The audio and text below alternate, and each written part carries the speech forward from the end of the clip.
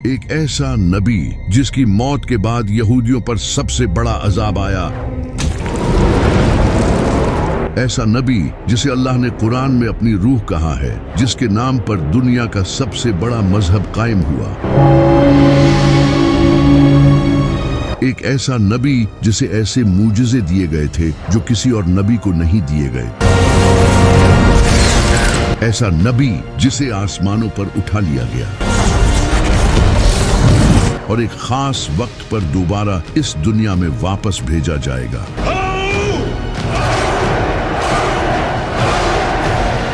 اس کا نام تھا حضرت عیسیٰ علیہ السلام۔ لیکن آخر کس طرح اس انسان کو جو لوگوں کو توحید سکھانے آیا تھا اسی کو خدا بنا دیا گیا، اور کس طرح بائبل کو چینج کر دیا گیا، چلے جانتے ہیں۔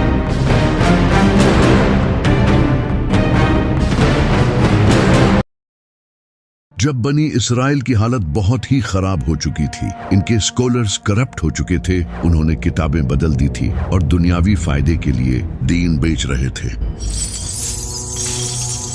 انہوں نے پورے دین کو ہی اپنے مطابق بدل دیا تھا۔ اوپر سے اس وقت فلسطین پر رومن امپائر کی حکومت تھی جو کہ یہودیوں پر بہت ظلم کرتی تھی۔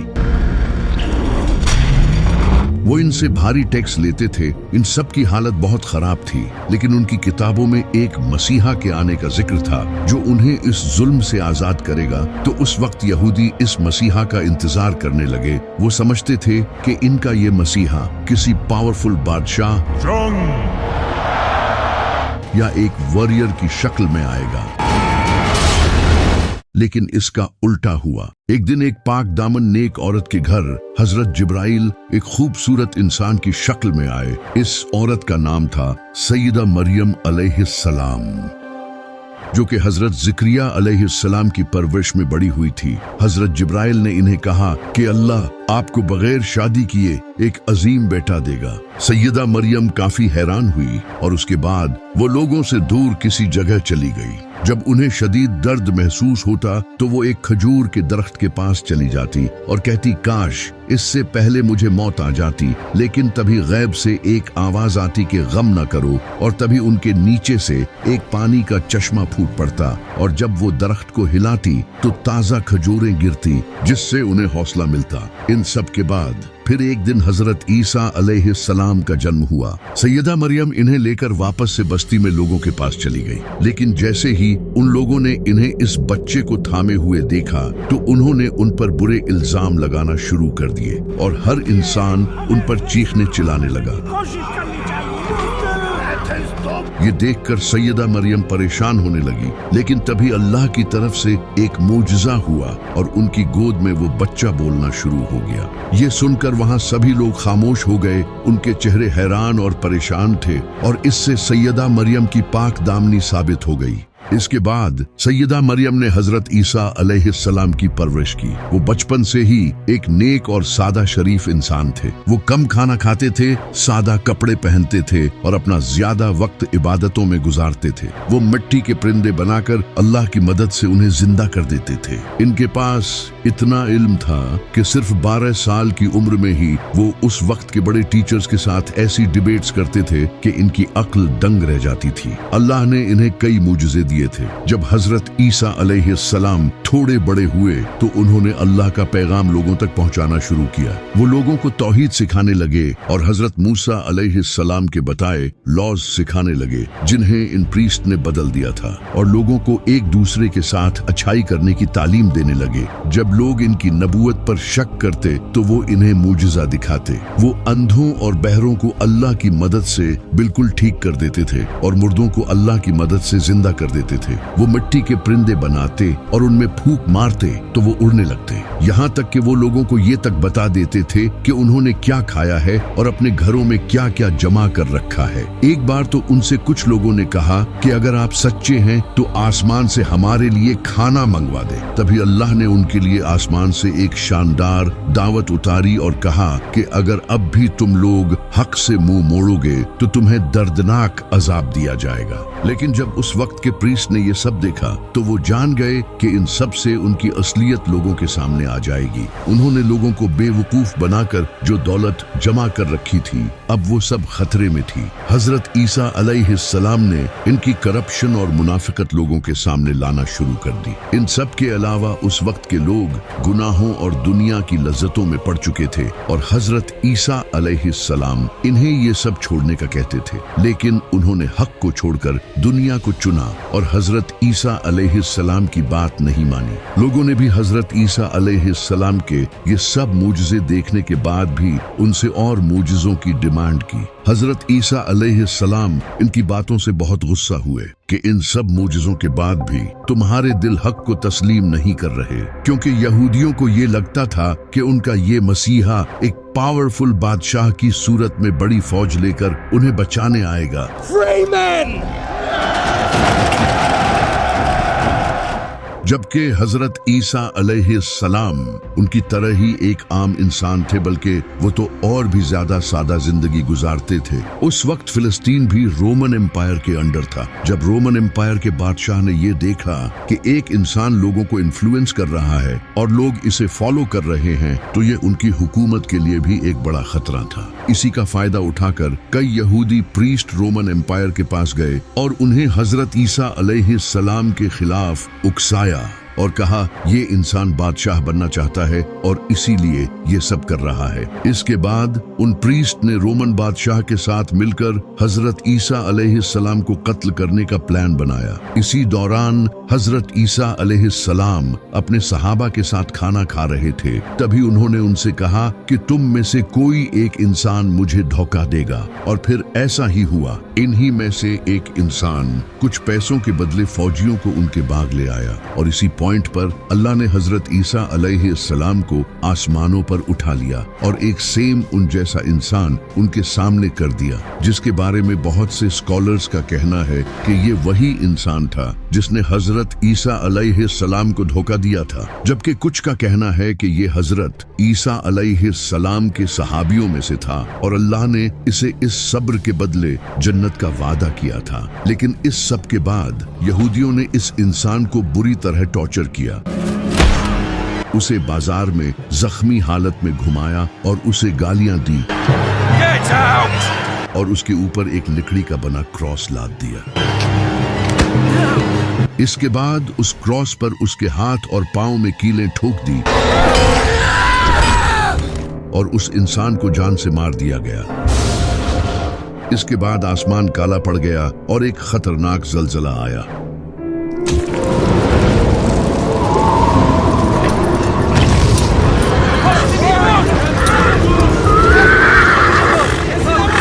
ये उन लोगों के लिए एक निशानी थी आने वाले अजाब की। लेकिन हजरत ईसा अलैहिस्सलाम को एक खास वक्त के लिए आसमानों पर उठा लिया गया है। अब वो दज्जाल का मुकाबला करने आएंगे, जिस पर हमने एक प्रॉपर वीडियो बनाई है। इस इंसान की मौत के बाद इनके साथियों के दरमियान डिस्कशन होने लग गई। इनके कुछ सहाबा ये मानते थे कि अल्लाह ने हजरत ईसा अलैहिस्सलाम को आसमानों पर उठा लिया है, जबकि कुछ का कहना था कि वो मर चुके हैं, जबकि कुछ का कहना था कि वो वापस आएंगे। इस तरह हजरत ईसा अलैहिस्सलाम के बारे में कहानियां फैलने लगी। एक फिरका हजरत ईसा अलैहिस्सलाम को अल्लाह का नबी मानता था, जबकि दूसरा फिरका इन्हें शहीद मानता था और तीसरे फिरके ने इन्हें अल्लाह का बेटा बना दिया। इस वक्त तक बाइबल एक बुक की फॉर्म में नहीं आई थी। लोगों को हजरत ईसा अलैहिस्सलाम की टीचिंग जुबानी याद थी और कुरान भी बिल्कुल ऐसे ही नाजिल हुआ था। आप सल्लल्लाहु अलैहि वसल्लम की वफात के कई साल बाद जाकर कुरान एक बुक की शक्ल में आया था। लेकिन कुरान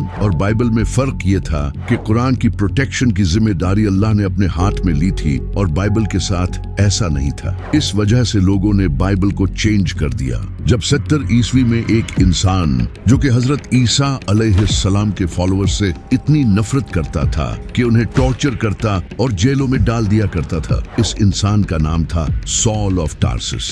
इसने काफी टाइम तक हजरत ईसा अलैहिस्सलाम के फॉलोअर्स को टॉर्चर किया मिला, क्योंकि हजरत ईसा अलैहिस्सलाम के ये फॉलोअर्स एक अल्लाह की इबादत करते थे और इन रोमन के झूठे खुदाओं की पूजा नहीं करते थे। इस वजह से हजरत ईसा अलैहिस्सलाम के इन फॉलोअर्स ने बहुत जुल्म सहा। लेकिन फिर एक दिन इसने क्लेम किया कि इसने ख्वाब में हजरत ईसा अलैहिस्सलाम को देखा है, जबकि इसने अपनी लाइफ में कभी हजरत ईसा अलैहिस्सलाम को देखा ही नहीं था। इसके बाद इसने अपना नाम चेंज करके पॉल द अपोस्टल रख लिया। इसने लोगों को ये बताना शुरू किया कि हजरत ईसा अलैहिस्सलाम कोई नबी नहीं बल्कि खुदा के बेटे थे। इसने ये आइडिया ग्रीक्स और रोमन से लिया था, जिनके झूठे खुदाओं के बेटे भी हुआ करते थे, जैसे हेराक्लस।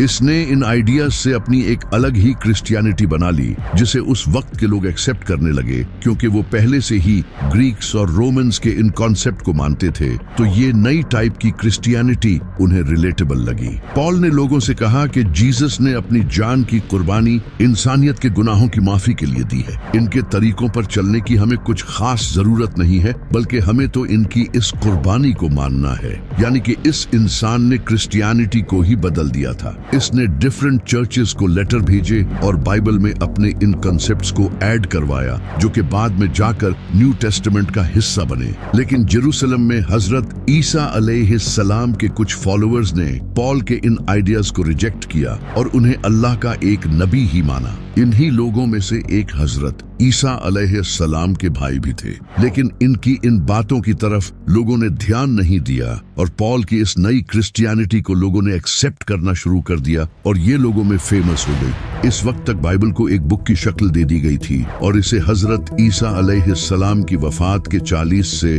80 साल बाद लिखा गया था और इसके 4 गॉस्पल्स थे, मार्क, मैथ्यू, लूक और जॉन। इन चारों गॉस्पल्स में हजरत ईसा अलैहिस्सलाम के बारे में एक दूसरे से डिफरेंट बातें लिखी थी और कई ऐसी बातें भी लिखी थी जो कि हजरत ईसा अलैहिस्सलाम ने कभी भी नहीं कही। हजरत ईसा अलैहिस्सलाम के मूजज़े, जैसे मुर्दों को जिंदा करना, परिंदों में रूह डालना, इन्हें अल्लाह का बेटा प्रूव करने के लिए दलील के तौर पर यूज किया जाने लगा, जबकि ये तो मूजज़े उन्हें अल्लाह की तरफ से दिए गए थे। लेकिन उस वक्त कई पुरानी गॉस्पल्स भी मौजूद थी, जैसे कि gospel of Thomas, gospel of Barnabas, gospel of Hebrews. इनमें हजरत ईसा अलैहिस्सलाम को एक नबी ही लिखा गया था, लेकिन उन गॉस्पल्स को चर्च के लीडर्स ने गलत कहा और इन्हें कबूल नहीं किया। लेकिन अभी सारे क्रिश्चियन हजरत ईसा अलैहिस्सलाम को खुदा का बेटा नहीं मानते थे। फिर 4th सेंचुरी में Constantine the great Roman empire का बादशाह बना।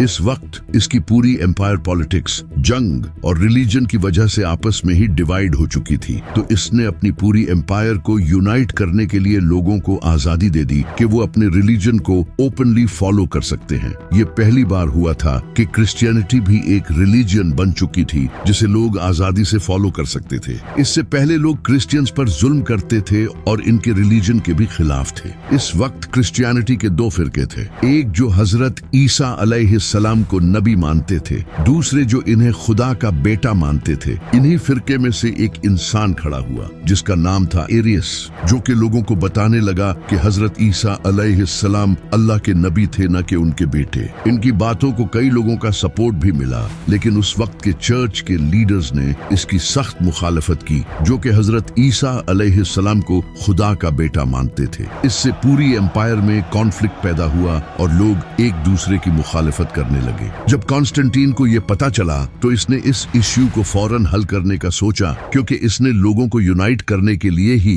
तो रिलीजन फॉलो करने की आजादी दी थी, लेकिन अब तो और ज्यादा इश्यूज आने लग गए थे। तो कॉन्स्टेंटीन ने एक बड़ी काउंसिल बुलाई जिसमें 300 से भी ज्यादा प्रीस्ट आए। इन सब के दरमियान एक मीटिंग हुई, लेकिन इस मीटिंग में एरियस के इस आइडिया को लोगों ने रिजेक्ट कर दिया और हजरत ईसा अलैहिस्सलाम को खुदा का बेटा डिक्लेयर कर दिया। इसके बाद से जो भी हजरत ईसा अलैहिस्सलाम को खुदा का बेटा नहीं मानता था, उसकी बाइबल्स को जला दिया जाता था और उन्हें मार दिया जाता था। इससे पूरी एम्पायर में एक ही क्रिश्चियनिटी कायम हुई, वो जो हजरत ईसा अलैहिस्सलाम को खुदा का बेटा मानते थे ताकि लोगों के दरमियान इख्तिलाफ न हो। इस वक्त तक बाइबल के कई वर्जन्स मौजूद थे और लोग इन डिफरेंट वर्जन्स को पढ़ते थे, लेकिन चर्च को कोई एक बाइबल चाहिए थी। तो चर्च की काउंसिल ने 27 मुख्तलिफ बाइबल्स के वर्जन सिलेक्ट किए जिनमें हजरत ईसा अलैहिस्सलाम को खुदा का बेटा बताया गया था और बाकी सारे वर्जन्स को जला दिया। इसी वजह से आज बाइबल के कुछ ही पुराने वर्जन्स हैं जिनमें हजरत ईसा अलैहिस्सलाम को एक नबी बताया गया है। फिर जब बाइबल को लैटिन में ट्रांसलेट किया गया तो बाइबल का वो वर्जन रोमन कैथोलिक चर्च में ऑफिशियल डिक्लेयर कर दिया गया और इस तरह वो बाइबल पूरी दुनिया में फैल गई। फिर जब नबी सल्लल्लाहु अलैहि वसल्लम ने ऐलान नबुवत किया और लोगों को पता चलने लगा कि मक्का में एक नबी आए हैं, तो नजरान के कुछ क्रिश्चियन प्रीस्ट नबी सल्लल्लाहु अलैहि वसल्लम के पास आए।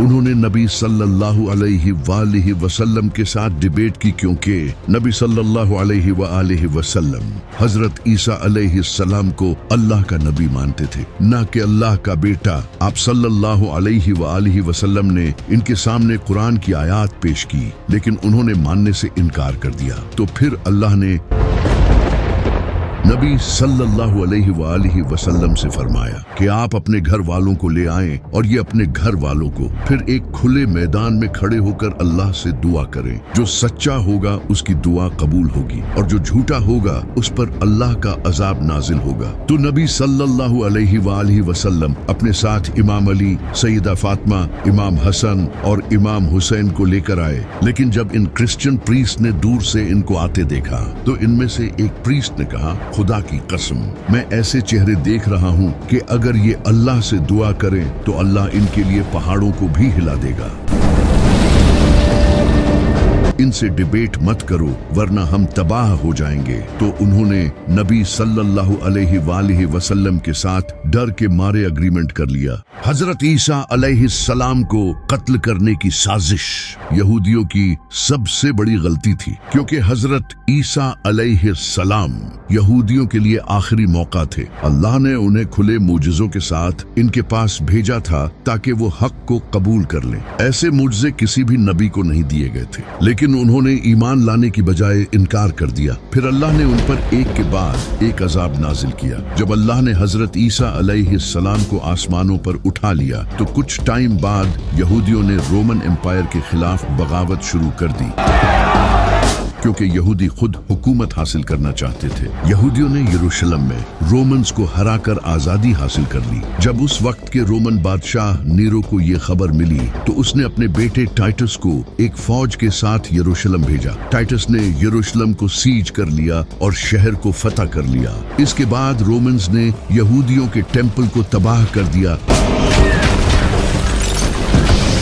और ये हजरत ईसा अलैहिस्सलाम ने पहले ही बता दिया था, जो आज भी बाइबल में लिखा है। जब टेम्पल तबाह कर दिया गया तो इसकी एक दीवार बाकी रह गई जो आज तक मौजूद है, जिसे यहूदी चूमते हैं। यही वो वेस्टर्न वॉल है। सिर्फ टेम्पल ही नहीं, रोमन्स ने 10 लाख से ज्यादा यहूदियों को कत्ल कर दिया, हजारों यहूदियों को गुलाम बना लिया गया और आखिरकार इन्हें यरूशलेम से निकाल दिया गया, जिसके बाद यहूदी दुनिया भर में बिखर गए। इस वक्त यहूदी अब भी रोमन एम्पायर के अंडर थे। फिर एक दिन रोमन बादशाह कॉन्स्टेंटाइन ने क्रिश्चियनिटी कबूल कर ली और क्रिश्चियनिटी को रोमन एम्पायर का ऑफिशियल मजहब बना दिया। इसके बाद रोमन्स ने यहूदियों को मारना शुरू कर दिया, क्योंकि वो इन्हें हजरत ईसा अलैहिस्सलाम का कातिल समझते थे। यूं यहूदी और क्रिश्चियंस एक दूसरे के दुश्मन बन गए और ये दुश्मनी सदियों तक जारी रही। यहूदियों पर जुल्म होते रहे। फिर 15th सेंचुरी में कैथोलिक चर्च पूरे यूरोप का सबसे बड़ा चर्च बन गया और क्रिश्चियनिटी पूरे यूरोप में फैल गई। इसी वजह से स्पेन, इंग्लैंड, फ्रांस और जर्मनी जैसे कई कंट्रीज से यहूदियों को निकाल दिया गया। इन्हें जबरदस्ती क्रिश्चियनिटी कबूल करने पर मजबूर किया गया और जो इनकार करते थे उन्हें कत्ल कर दिया जाता। इन्हें बड़ी पोस्ट्स पर जॉब्स भी नहीं दी जाती और इन पर बहुत जुल्म किए जाते थे। ये सब तकरीबन 1000 साल तक चलता रहा। फिर वर्ल्ड वार 2 हुई, जिसमें नाज़ियों ने लाखों यहूदियों को कत्ल किया और उन पर बहुत जुल्म हुआ। ये सब देखकर क्रिश्चियंस को यहूदियों पर तरस आने लगा और वो अपने चर्चेज में यहूदियों के हक में आवाज उठाने लगे। and not by the Jews. उन्होंने लोगों को समझाना शुरू किया More than Jesus Christ. कि हजरत ईसा अलैहिस्सलाम के नजूल के लिए जरूरी है कि यहूदी यरूशलेम में अपना थर्ड टेम्पल बनाएं, क्योंकि इनकी किताबों में लिखा है कि हजरत ईसा अलैहिस्सलाम थर्ड टेम्पल बनने के बाद ही इस दुनिया में आएंगे। यहाँ से यहूदी और क्रिश्चियंस के दरमियान दूरियां कम होने लगी। क्रिश्चियंस ने भी यहूदियों के लिए अलग कंट्री बनाने को सपोर्ट करना शुरू कर दिया और इन्हीं क्रिश्चियंस की हेल्प से आगे जाकर इजराइल कायम हुआ। आज यहूदियों की तमाम साजिशों में क्रिश्चियंस का बड़ा हाथ है और क़यामत के दिन अल्लाह हजरत ईसा अलैहिस्सलाम से सवाल करेगा, क्या तुमने लोगों से कहा था कि तुम और तुम्हारी माँ अल्लाह के सिवा माबूद हैं? तो हजरत ईसा अलैहिस्सलाम अर्ज करेंगे, ऐ अल्लाह, मैंने कभी ऐसा नहीं कहा। अगर मैंने कहा होता हो तो तू जानता है। जब तक मैं इनके दरमियान था मैं इन पर गवाह था, अब तू ही इन पर गवाह है। ये फैसला तेरा है, चाहे तो इन्हें बख्श दे या इन पर अजाब नाजिल कर।